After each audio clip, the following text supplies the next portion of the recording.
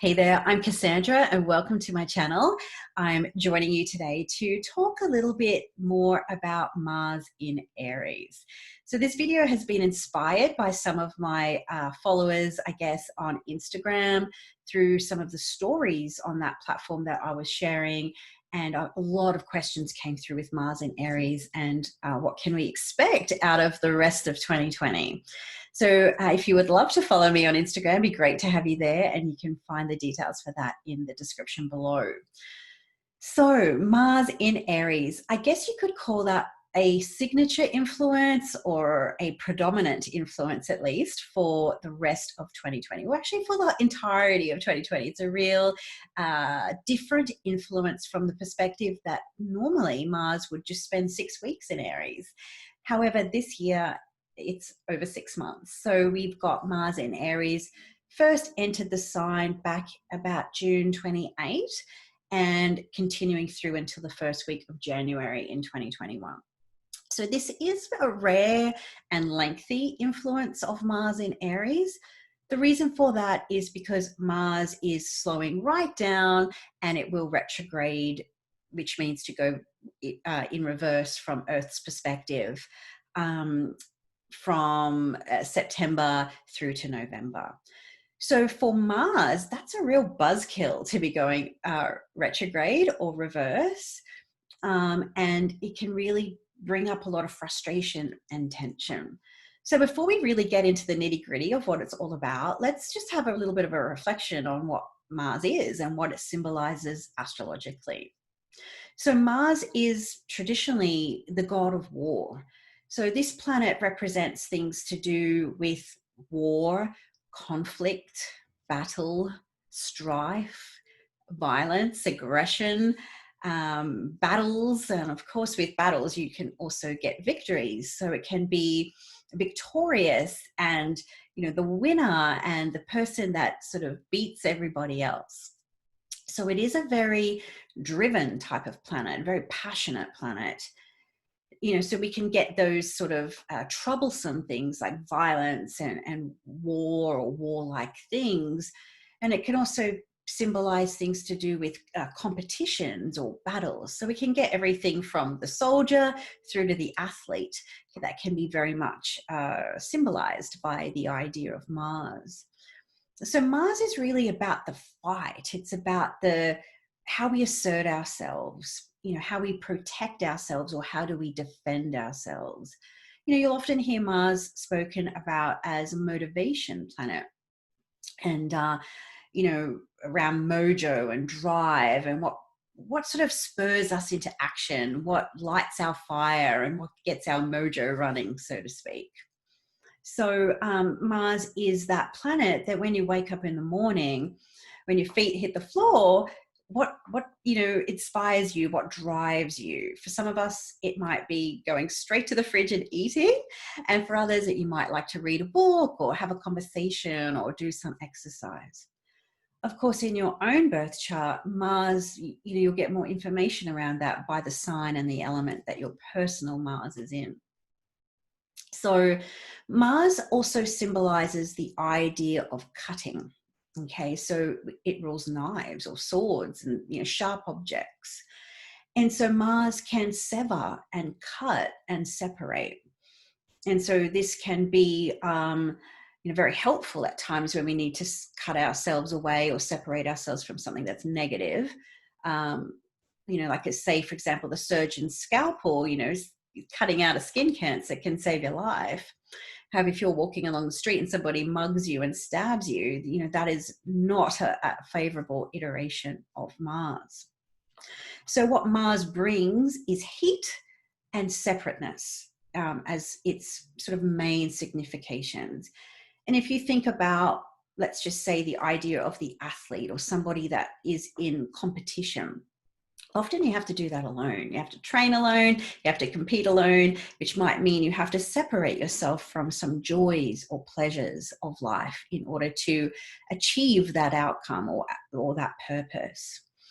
Sometimes I do think Mars can be linked to the idea of discipline. Discipline is a little bit more traditionally linked to Saturn. It's, you know, more commonly linked to Saturn. However, I think Mars is the daily disciplines that lead us to that longer term goal. And as Mars continues through Aries for, you know, the next several months, it's going to connect with Saturn. And so we're going to get this combination of influences, short term and long term, and tension and frustration as we push through into the rest of 2020. But back to Mars for a minute, I digress, which is usually what I do. So Mars is, each planet and each sign will be linked to certain sort of elements or humors. And Mars is linked to heat and it's linked to dryness. And so not only is it hot and dry, it's also intemperate. The heat is intemperate and the coldness is extreme. So, the heat is extreme. So it's extremely hot, extremely dry. As is Aries as a sign. And so this is the idea of rulerships or domiciles, is that the idea of domicile is home. So Mars is at home in Aries because it's in a hot, dry planet in a hot, dry sign, kind of like being in a climate that you really feel at home in. I grew up in the subtropics, so I'm used to hot weather and I don't function so well in the cold. And some people love the cold weather and wilt a little bit in the heat. So what does, so it's hot and dry. So we've got this double dose of heat and dryness. So this can bring energy. It can bring this desire to cut away distractions and really focus in and harness in on a goal. You know, heat is energizing. It spurs us into action and momentum and movement.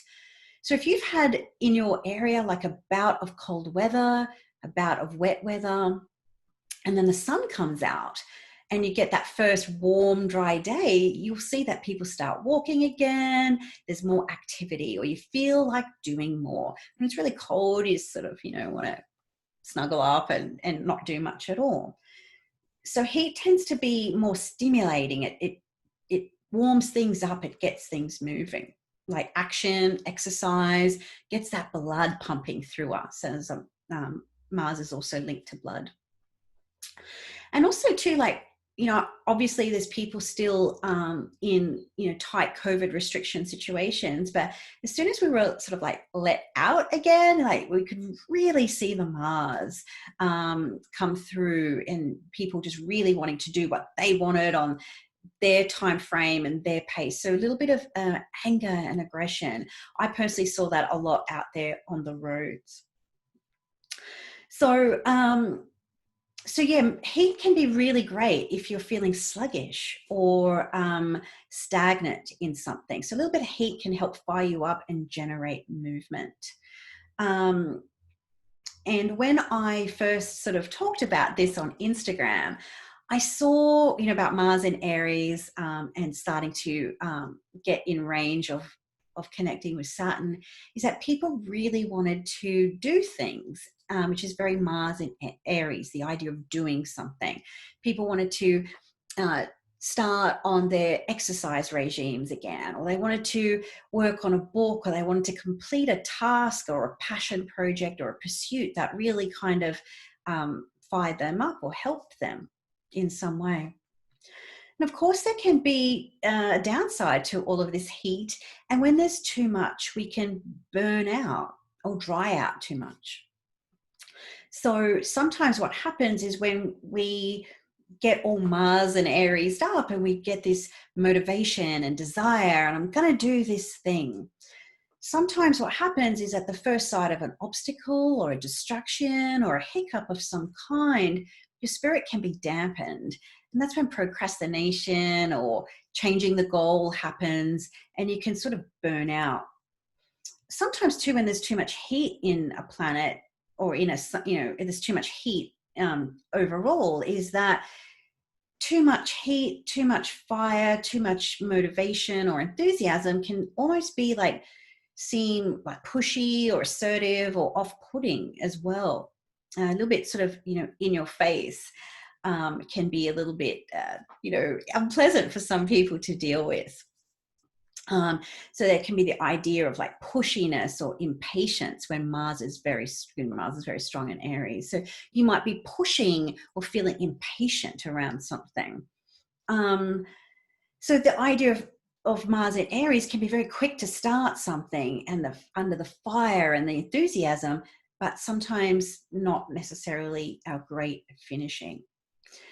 So that's the heat. And then when we get to the dryness, Mars is also dry and Aries is also dry. And dryness is the primary quality of dryness is to separate, to pull apart. A bit similar to the way that the cutting can. So this is where we get the idea of cutting, the separation and the pulling apart.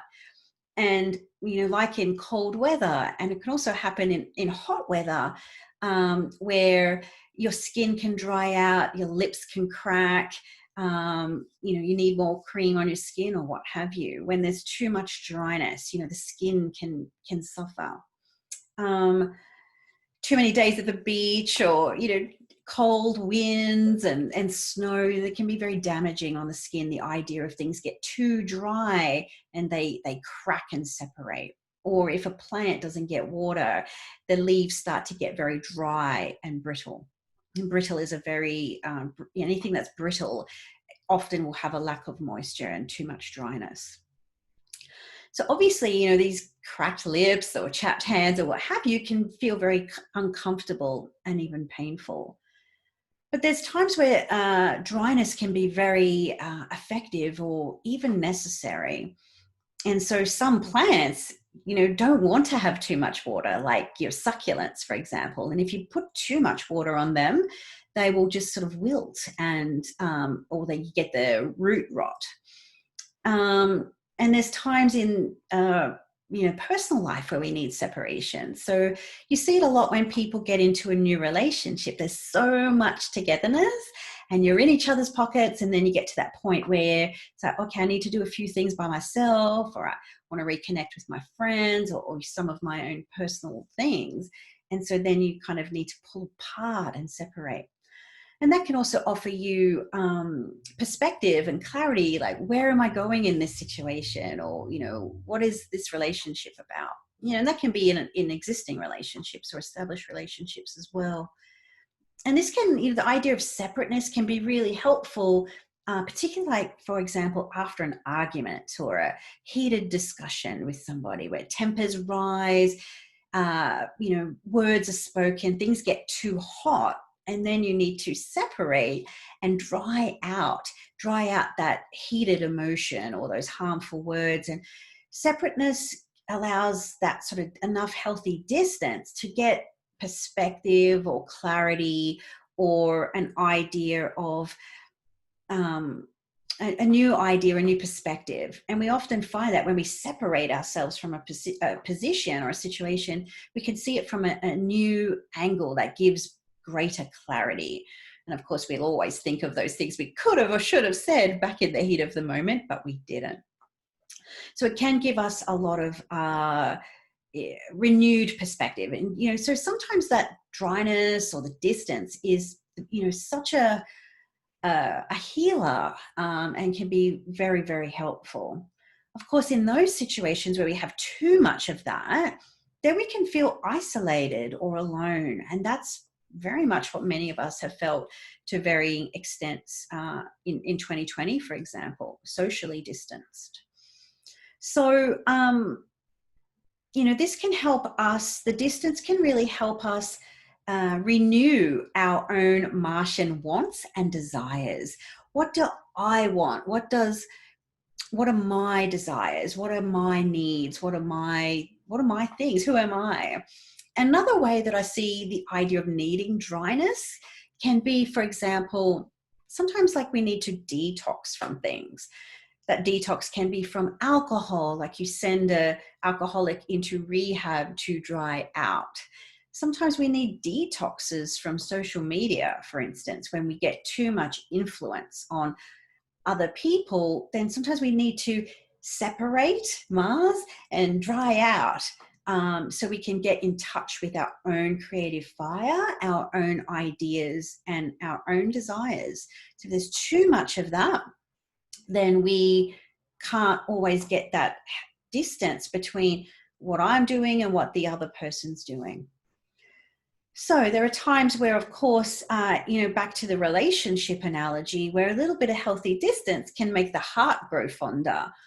And then sometimes there's too much distance that you can lack togetherness and problems can pop up. So, these qualities are always going to have their pros and their cons. So it's, again, when it comes to hot and dry or cold and wetness, is always going to be balance. And that's what we're striving for when we're looking to work with these type of energies.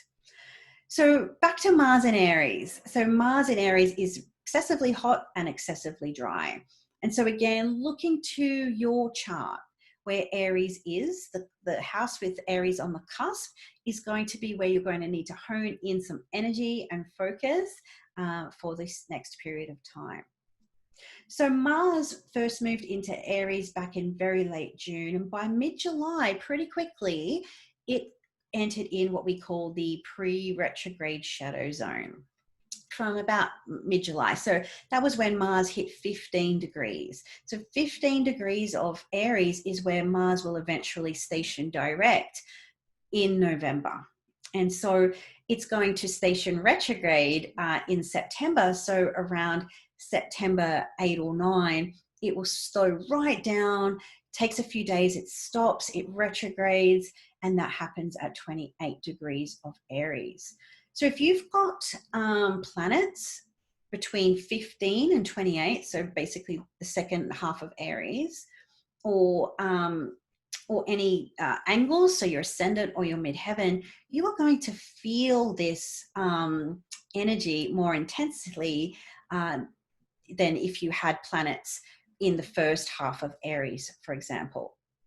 So what can you expect during this period? Tension, frustration, and delays. So we've got Mars in Aries. And I've spent a bit of time trying to break that down as much as I can and the kind of energy that this planet brings. And then we have Saturn in Capricorn. So where Mars in Aries wants to do everything fast and now, and, when do you want it? I want it yesterday.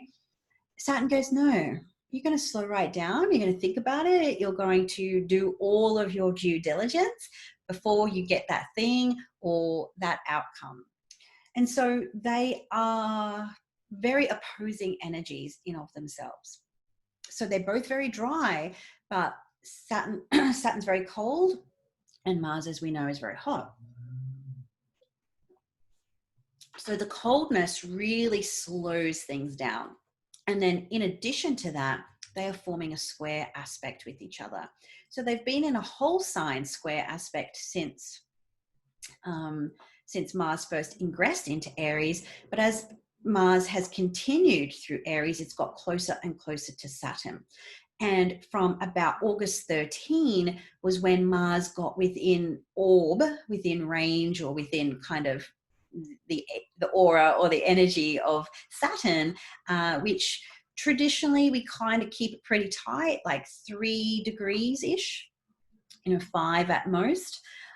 So Mars has been kind of really feeling the restriction or the limitation of Saturn since about mid-August.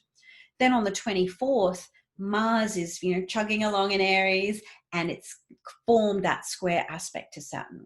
So square aspects in of themselves are also tension inducing, and they're frustrating.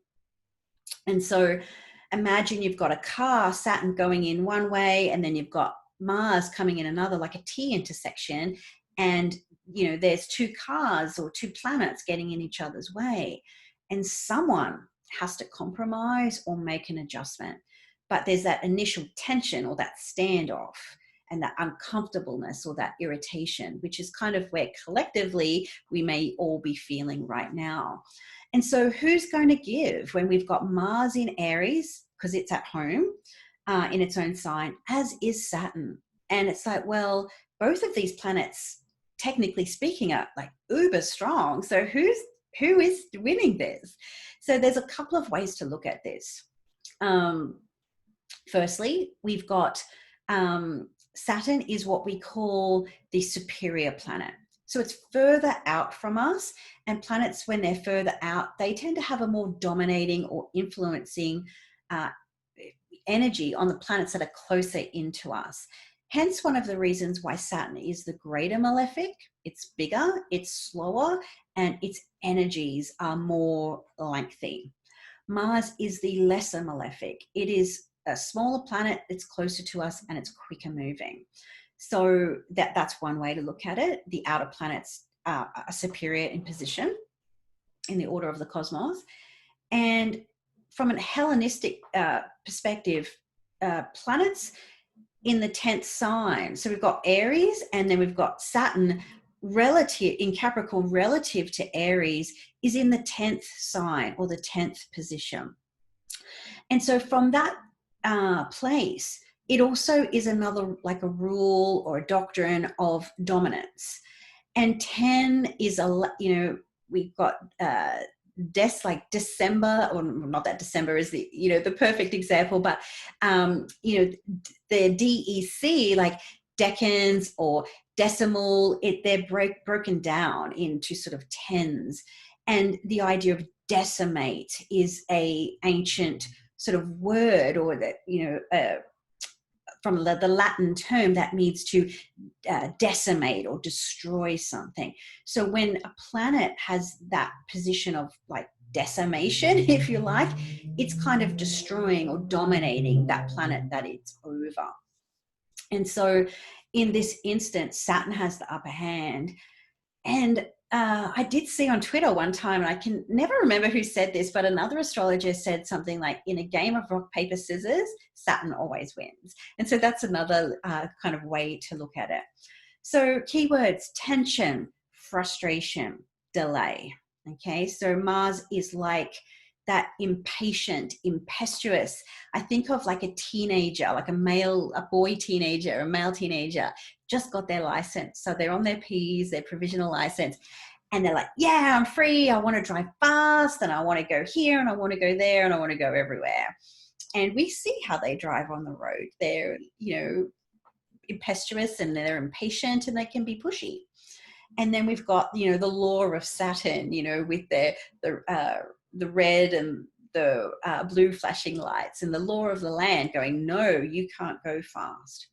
And I don't know how it works everywhere, but at least in Australia, when you're on your provisional license, you have greater restriction than people that are on their O's. And so this, this idea of Mars wanting to just exercise its own will, but Saturn's like, yeah, but these are the restrictions, and you can't do what you thought you could.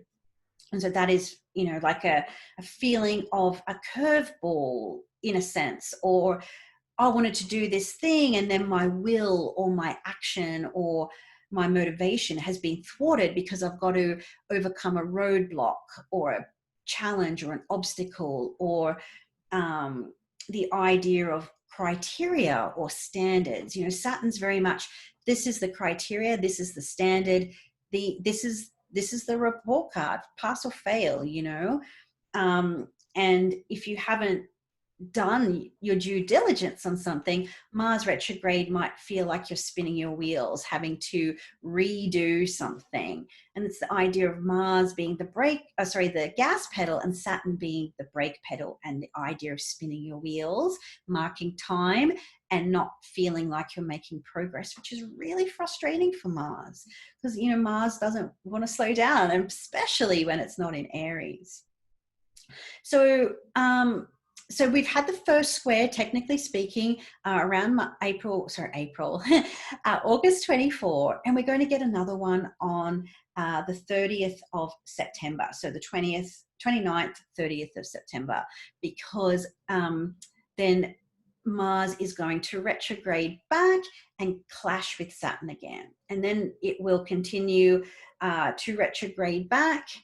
But by the time it retrogrades back and goes direct in November 13. So the retrograde period for Mars is from around the 8th or 9th of September through to about the 13th of November. And so once Mars gets back direct again at 15 Aries, by the time it picks up speed again, Saturn would have moved into Aquarius by mid-December. And so that will be like maybe a little bit of a relief or a new sense of clarity, or the pressure being off a little bit by mid-December. There will be a third square between Mars and Saturn, but by then Mars will be in Taurus and Saturn will be in Aquarius. So that's a whole different vibe there. So what to do for the next little while? Okay, is Mars square Saturn, conserve your energy. If you think about one or two things, or if you're used to doing 10 things, maybe 7 or 6, depending, it's relative for you, but maybe use the energy of Mars to cut away some distractions, to hone in on focus for what you really want in the long term. I've already written a blog about Mars square Saturn, so a few ideas I shared on the blog was the idea of, throw out the idea of YOLO, like you only live once. It's like sometimes if you have a little hiccup or a bump in the road, doesn't mean you have to just do away with the whole goal. Just get back on the wagon, get back on track, whatever the thing is, and just continue grinding out. So one little hiccup or one little mistake or what have you doesn't mean you have to just blow away all your efforts up until this point. An example of that would be, okay, you want to lose like some of these COVID kilos or pandemic pounds if you're watching from the US, and you decide that you're going to, lose some weight, but then, a donut comes along and I just can't resist that. And you think, oh, well, I've blown my diet now and just go and eat the whole thing. It's like, okay, well, I had that one donut. I enjoyed it. I'm not going to feel guilty for it. And I'm going to just get back on track with my goals. So do away with the YOLO. The idea of Abraham Lincoln. And if you give me 6 hours to chop down a tree, I'm going to spend 4 sharpening my axe. So this is very Mars. Okay. So where do I really want to hone in my focus for that long-term result? So it's very strategic when we're looking at Mars and Saturn and using the idea of strategy and slowness and discipline. It's a little bit like the Mars and Saturn are a bit like the tortoise and the hare. So you want to be the hare if you want to be the victor at the end of this cycle. And the idea of not throwing away a short-term or your long-term goal for a short-term one. So if you've got money in shares, the stock exchange has one really bad period of time, you just don't pull everything out. Those stocks or funds are there for the long term. So it is really about your, don't long-term pain, short-term gain, long-term pain, or no, what is it? Short-term pain for long-term gain. So yeah, it's really about honing in focus and deciding what you want most, because the idea of Mars, if you don't sacrifice for what you want will be the sacrifice. And that's one of my personal Saturn Mars mantras, if you like. Okay, so I really do hope that that's helped you think about the energies that we're moving into and we're all in right now, and what you can expect and when as we move forward. So if you'd like more information about Mars and Saturn, I'll refer you to my blog, and the links are down below. And of course, if you would love to find more astrology, please visit my website at cassandratyndall.com. Bye for now.